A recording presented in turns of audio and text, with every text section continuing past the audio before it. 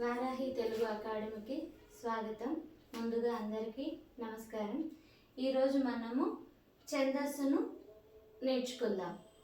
8వ తరగతి విద్యార్థుల నుంచి ఇంటర్మీడియట్ విద్యార్థుల వరకు ఇది ఎంతో ఉపయోగపడుతుంది. ఛందస్సు అంటే అందరూ భయపడతారు, కానీ చాలా సులభంగా నేర్చుకునే పద్ధతులు తెలుపుతాను, నేర్చుకోండి. ముందుగా ఛందస్సు గురించి కొంత వివరణ ఇస్తాను, వినండి. పద్య లక్షణాలు తెలిపేది ఛందస్సు. అంతర్గతంగా లయ ప్రాధాన్యత ఉంటుంది. గణముల కూర్పుతో పద్య పాదాలు ఏర్పడతాయి. ఆ గణాలు గురువు లఘువులతో కలిసి ఉంటాయి. అంటే ఛందస్సు అంటే పద్య లక్షణాలను తెలిపేది.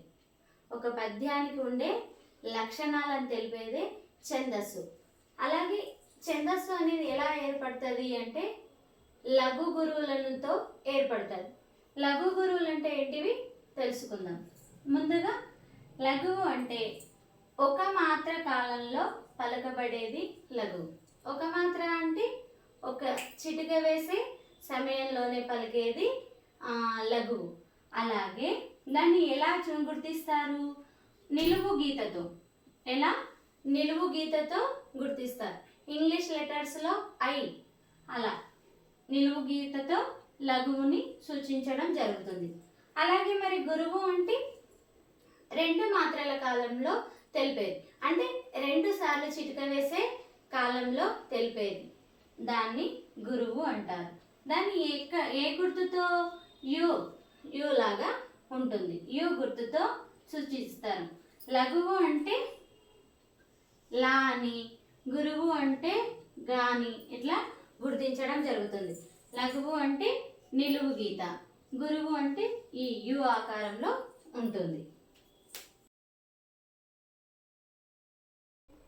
ఇప్పుడు మనము లఘు గురువుల గురించి తెలుసుకున్నావు కదా. మరి ఏ అక్షరాలు లఘువులు అవుతాయి, ఏ అక్షరాలు గురువులు అవుతాయి, వాటిని ఏ విధంగా మనం గుర్తించాలో ఇక్కడ మనము తెలుసుకుందాం. ఫస్ట్ చూడండి, లఘువులను ఎలా గుర్తించాలో చూద్దాం. దీర్ఘాక్షరాలు కానీ హ్రస్వాక్షరాలన్నీ కూడా ఏమవుతాయి? లఘువులు అవుతాయి. ఎలా అంటే ఆ, ఈ, ఏ, ఓ, ఖ, భ, రా, కృ, క్ష ఇవన్నీ కూడా మనకు ఇంకా కొన్ని అంటే దీర్ఘం లేకుండా ఉండే అక్షరాలన్నీ కూడా ఏమవుతాయి? మనకు లఘువులు అవుతాయి. ఇక్కడ చూడండి. అలాగే దీర్ఘం లేని ద్విత్వాక్షరాలు. దీర్ఘం లేని ద్విత్వాక్షరాలు అంటే మనం ఒక మాత్ర కాలంలో పలకబడేవి అని చెప్పినాం కదా. ఇక్కడ వేటికి కూడా దీర్ఘం లేదు. దీర్ఘం లేని హ్రస్వాక్షరాలన్నీ కూడా మనకు లఘువులు అవుతాయి. అలాగే దీర్ఘం లేని ద్విత్వాక్షరాలన్నీ కూడా మనకు లఘువులే అవుతాయి. ఫస్ట్ మనకు తెలియాల్సింది ఏంటి అంటే ద్విత్వాక్షరం అంటే ఏమిటి? ముందుగా మనం తెలుసుకోవాల్సింది ఏంటి అంటే ద్విత్వాక్షరం అంటే ఏంటి తెలియాలి. ద్విత్వాక్షరం అంటే ఏంటి? ఏ హల్లుకు అంటే ఇప్పుడు ఇక్కడ చూడండి, ఖ అనే హల్లు ఉంది కదా. ఖ అనే హల్లుకి ఖ అనే ఒత్తు చేరితే దాన్ని ఏమనాలి? ద్విత్వాక్షరం అని అనాలి. అంటే ఇలా ద్విత్వాక్షరానికి అన్నీ కూడా ఇలా ద్విత్వాక్షరాలన్నీ కూడా ఏమవుతాయి? లఘువులు అవుతాయి. అంటే తాకి తావొత్తు, ఛాకి ఛావొత్తు, మాకి మావొత్తు, రాకి రావొత్తు. అంటే ఏ హల్లుకు అదే హల్లు యొక్క ఒత్తు చేరితే దాన్ని ద్విత్వాక్షరం అని అంటాం. అంటే ఇక్కడ చూడండి, ఖాకి ఖావొత్తే ఉంది. ఇక్కడ చూడండి, ఛాకి ఛావొత్తే ఉంది. ఇది లఘు అవుతుంది. మాకి మావొత్తే ఉంది. ఇక్కడ లఘు అవుతుంది. రాకి రావొత్తే ఉంది. ఇక్కడ ఇది లఘు అవుతుంది. లాకి లావొత్తే. అంటే మనము ఏ హల్లు తీసుకున్నా ఆ హల్లు యొక్క ఆ ఒత్తు చేరితే దాన్ని ద్విత్వాక్షరం అని అంటారు.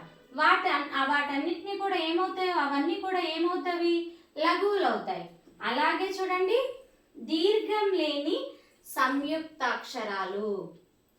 దీర్ఘం లేని సంయుక్తాక్షరాలు జ్ఞ, జ్ఞ, మ్య, త, త్య ఇంకా ఇలా కొన్ని. అంటే ఇవి కూడా ఏమవుతాయి, లఘువులు అవుతాయి. ఇవన్నీ కూడా ఏమవుతాయి, లఘువులు అవుతాయి.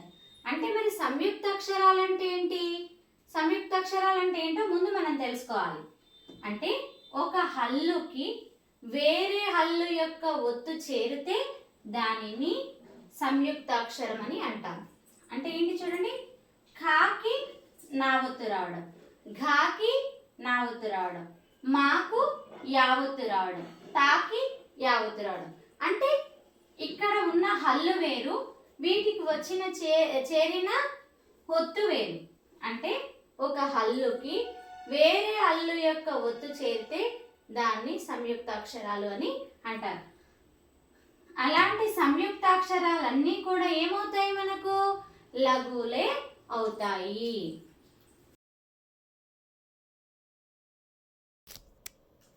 ఇంతకుముందు మనము దీర్ఘం లేని ద్విత్వాక్షరాలు లఘువులు అవుతాయని తెలుసుకున్నాం కదా. దీర్ఘం లేని అంటే కాకి కావత్తు, ఘాకి ఘావత్తు, చాకి చావత్తు. అంటే వీటికి దీర్ఘం లేని, ఈ దీర్ఘం లేని ద్విత్వాక్షరాలన్నీ కూడా లఘువులు అవుతాయి. అలాగే దీర్ఘం లేని సంయుక్తాక్షరాలు కూడా లఘువులు అవుతాయి. అంటే ఖాకి తావొత్తు, ఘాకి చావొత్తు, ఇట్లా. అంటే ఇవి సంయుక్తాక్షరాలు అని చెప్పడం కదా. వీటికి కూడా దీర్ఘం లేదు. ఇలా దీర్ఘం పైన దీర్ఘం లేని అక్షరాలన్నీ సంయుక్తాక్షరాలన్నీ కూడా లఘువులు అవుతాయి. ఇవి కూడా లఘువులు అవుతాయి. లఘువులు ఏ విధంగా ఏర్పడతాయో మనకు అర్థమైంది. ఇప్పుడు మనము తెలుసుకోవాల్సింది ఏంటి, గురువులను గుర్తించడం. అంటే లఘువులను ఎలా గుర్తించాలో తెలుసుకున్నాం కదా. ఇప్పుడు మనము గురువులు ఏ అక్షరాలు అవుతాయి, ఎలా అవుతాయి, ఏ అక్షరాలు అవుతాయో తెలుసుకుందాం. గురువులు అయ్యే అక్షరాలన్నీ కూడా దీర్ఘాక్షరాలు. దీర్ఘాక్షరాలు అంటే మనం ఇంతకు ముందే చెప్పుకున్నాం. ఎలా, రెండు మాత్రల కాలంలో పలుకబడేవన్నీ కూడా దీర్ఘాక్షరాలు. అంటే ఆ, ఈ, ఊ, రు, ఏ, ఓ, అలా. అలాగే హల్లులైతే వాటికి దీర్ఘాలు ఉన్నాయి. కా, చా, జా, కీ, గు, క్రూ, ఇట్లా కొన్ని అక్షరాలు. అంటే దీర్ఘాక్షరాలన్నీ కూడా గురువులుగా ఏర్పడతాయి. అవి చూడండి, కొన్ని మనకు ఇక్కడ ఇవ్వడం జరిగింది. చూడండి, ఆ, ఇది కూడా ఏమవుతుంది, దీర్ఘాక్షరం కాబట్టి గురువు అవుతుంది. ఈ, ఇది గురువు అవుతుంది. ఊ, ఇది కూడా గురువు అవుతుంది. ఏ, గురువు అవుతుంది. ఓ, ఇలా. అలాగే ఇంకేంటి, ఐ, అయ్యత్వం, ఔ, ఔవత్వం. అయ్యత్వం కూడా గురువు అవుతుంది, ఔవత్వం కూడా గురువు అవుతుంది. ఇక్కడ హల్లులు, హల్లులకి గుణింతాలు వచ్చినప్పుడు కాకు దీర్ఘం వస్తే కా కదా, ఆ కా. ఇలా ఎక్కువగా దీర్ఘాక్షరం అంటే ఎక్కువసేపు పలికేది, అంటే రెండు మాత్రల కాలంలో పలికేవన్నీ కూడా గురువులు అవుతాయి. ఖా అంటే కూడా గురువు, రీ గురువు అవుతుంది, తే గురువు అవుతుంది, ధే గురువు అవుతుంది. అంటే దీర్ఘాక్షరాలు, దీర్ఘాక్షరాలన్నీ కూడా మనకి ఏమవుతాయి, గురువులు అవుతాయి. అలాగే చూడండి, అయ్యత్వం, ఔవత్వం. అయ్యత్వం, ఔవత్వంలతో కూడిన హల్లులు కూడా ఏమవుతాయి, మనకు గురువులు అవుతాయి. అయ్యత్వం, ఔవత్వంలతో కూడిన హల్లులు కూడా మనకి ఏమవుతాయి, గురువులు అవుతాయి. అలాగే చూడండి, అయ్యత్వం అంటే ఖై. ఇక్కడ మీరు ఒకటి తెలుసుకోవాలి, మనకు ఖ, ఖ, గ, ఘ ఇలాంటివి ఎలా ఏర్పడతాయి, ఖ ప్లస్ ఆ ఏమవుతుంది, ఖ అవుతుంది. ఖ ప్లస్ ఆ ఏమవుతుందండి, కా. ఇలా అలాగే రాస్తూ పోతే మనకు ఖ ప్లస్ ఐ ఏమవుతుంది, ఖై అవుతుంది. ఖ ప్లస్ ఔ ఏమవుతుంది, ఖౌ అవుతుంది. అంటే మనం అలా గుణింతం గుర్తులు తెలిసిన వాళ్ళు మనకు హల్లులు ఎలా ఏర్పడతాయి అనేది ఇది ఇలా తెలుసుకోవచ్చు. మనకు అయ్యత్వం ఉన్న ఖై, కాకయత్వం ఇసే ఖై. ఖై అనే అక్షరం కూడా, హల్లు కూడా మనకి గురువుగా ఏర్పడుతుంది. రై ఇది కూడా గురువుగా. అంటే ఏ హల్లుకైనా అయ్యత్వం వచ్చే అక్షరాలన్నీ కూడా ఏమవుతాయి? గురువులు అవుతాయి. ఘై. ఇప్పుడు మనకు అవ్వత్వం. అవ్వత్వం ఏ హల్లుకైతే వస్తుందో ఆ హల్లులన్నీ కూడా ఏమవుతాయండి? గురువులు అవుతాయి. రౌ ఇది గురువు అవుతుంది. నౌ ఇది గురువు అవుతుంది.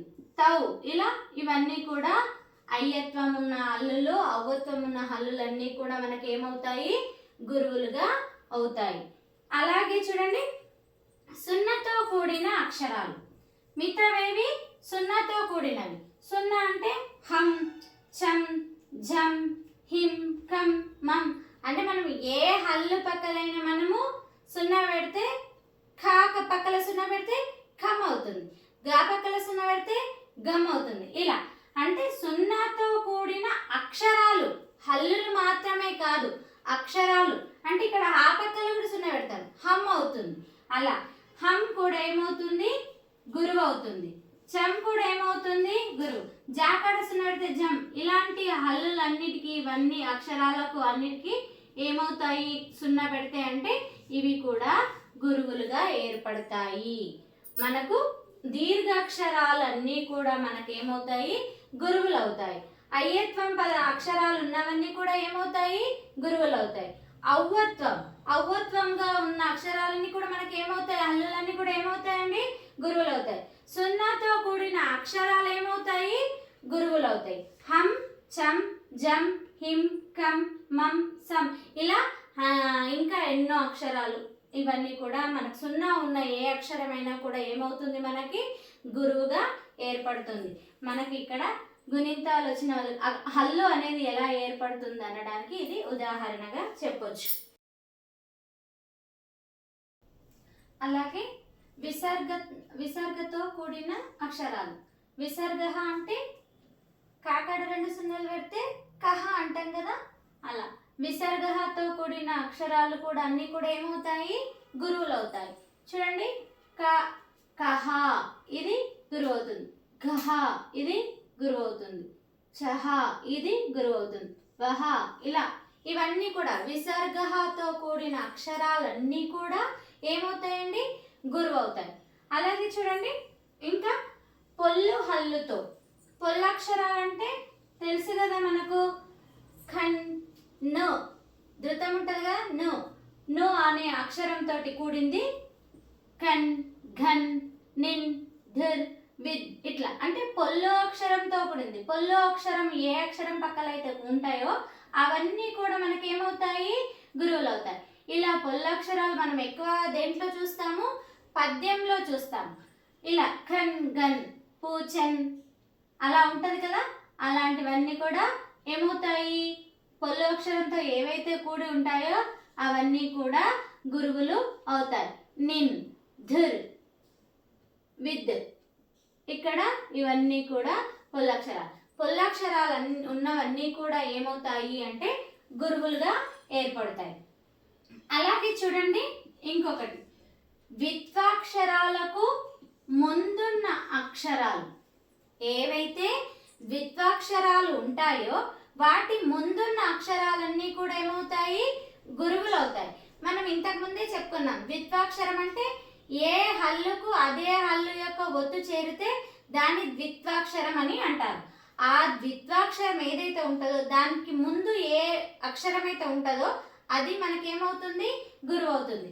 ఉదాహరణకు చూడండి, అక్క, అక్క, ఖాకి కావొత్తుంది, ఇది ద్విత్వాక్షరం. ఈ ద్విత్వాక్షరానికి ముందున్న అక్షరం ఏమవుతుంది? గురువు అవుతుంది.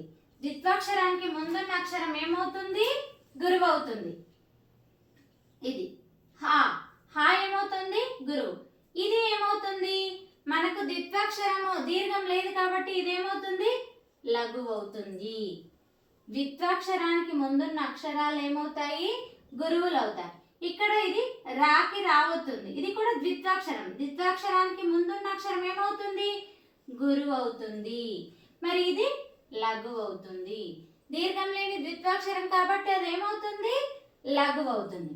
ఇక్కడ కూడా చూడండి, నాకి నా ఒత్తే ఉంది కాబట్టి దానికి ముందున్న అక్షరం ఏమవుతుంది మనకు గురువు అవుతుంది. ఇక్కడ ఇది గురువు.